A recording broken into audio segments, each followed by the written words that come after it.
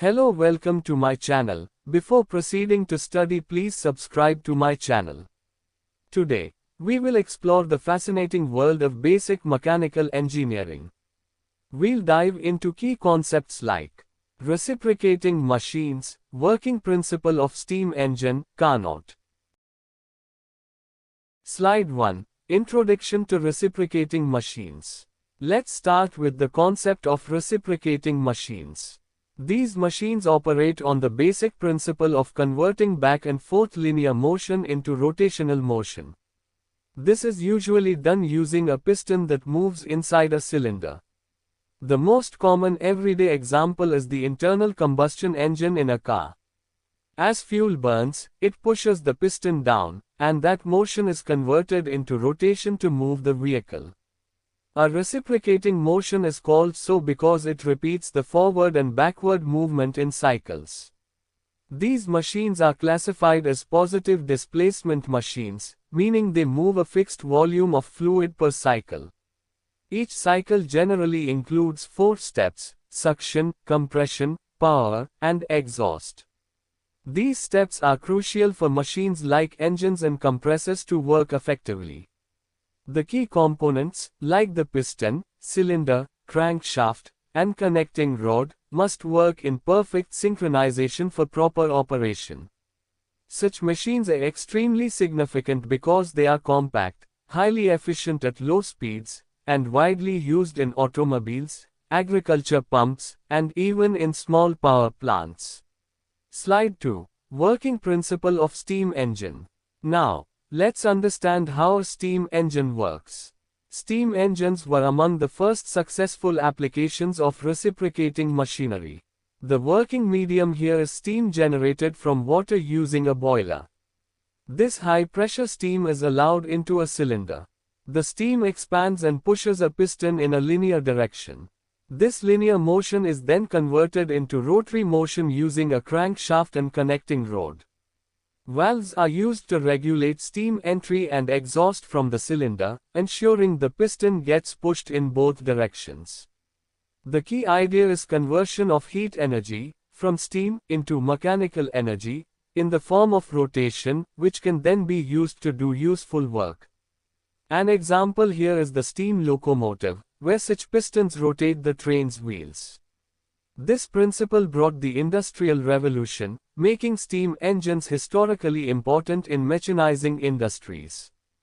Slide 3. Parts of a reciprocating steam engine. Let's briefly go through the main parts of a steam engine. 1. Cylinder. This is the hollow chamber where the piston moves. 2. Piston. Moves due to pressure of steam, transfers force. 3. Connecting rod. Connects piston to crankshaft, converts linear to rotary motion. 4. Crankshaft. Rotates as the piston moves, providing continuous output motion. 5. Steam chest. The part where steam is distributed before entering the cylinder. 6. Slide valve. Controls the timing of steam entry and exit.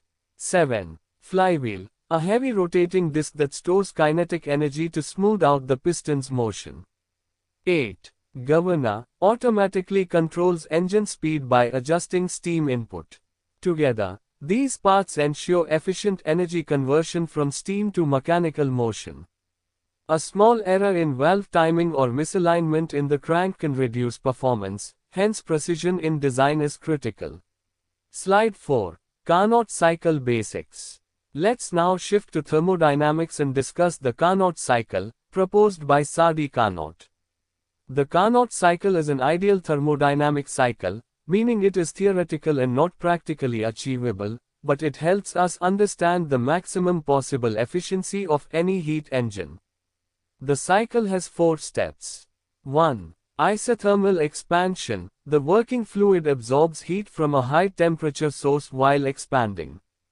2. Adiabatic expansion. Fluid continues to expand without absorbing or releasing heat. 3. Isothermal compression. The fluid is compressed while releasing heat to a low temperature sink. 4. Adiabatic compression. The fluid is further compressed without heat transfer.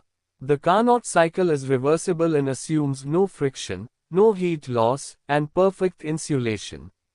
These assumptions are not valid in real engines, but the cycle gives us the formula for Carnot efficiency, which is greater than efficiency equals 1 minus T2 divided by T1. Greater than, where T1 is high temperature, T2 is low temperature, both in Kelvin. The importance lies in using the Carnot cycle as a benchmark to measure how efficient our real engines are. Slide 5. Differences between Carnot and real engine cycles. In this slide, we compare the Carnot cycle to real engine cycles like Otto or diesel cycles. 1. The Carnot cycle is reversible, but real cycles are irreversible due to friction and unideal heat transfer. 2. Carnot assumes no energy loss, whereas real engines lose heat due to imperfect insulation and moving parts. 3. In Carnot cycles, compression and expansion are perfect, while in real engines, there's loss due to wear, leakage, or incomplete combustion. 4. Carnot cycle operates slowly, ideal process, real engines run fast and cannot allow slow heat transfer. 5. Carnot uses isothermal and adiabatic processes, while real cycles use constant volume or pressure heat addition. 6. In real engines, the working fluid may change, burnt gases, but in Carnot it's ideal and does not change. 7. Entropy remains constant in Carnot, while in real cycles entropy increases due to irreversible processes. 8. Carnot efficiency depends only on temperature, real cycle efficiency depends on several practical design factors. 9. Real cycles have mechanical components like carburetors, injectors, spark plugs that Carnot cycle does not model. Thus, the Carnot cycle helps engineers set realistic expectations and optimize engine design. Slide 6. Advantages and disadvantages of reciprocating engines. Let's wrap up with some pros and cons. Advantages. 1. High thermal efficiency even at part loads and low speeds. 2. They are easy to start and control. 3. Provide high torque at low speeds, useful in many mobile applications. 4. Compact, so ideal for automobiles and motorcycles. 5. Can use a variety of fuels, increasing versatility. 6. Parts are widely available, and local mechanics can maintain them. 7. Can be built in small sizes for portable applications. Disadvantages. 1. Many moving parts mean frequent maintenance is needed. 2. Generates vibration and noise, which can affect performance. 3. Not suitable for high-speed or continuous heavy-duty use like turbines. 4. Has a lower power-to-weight ratio than turbines.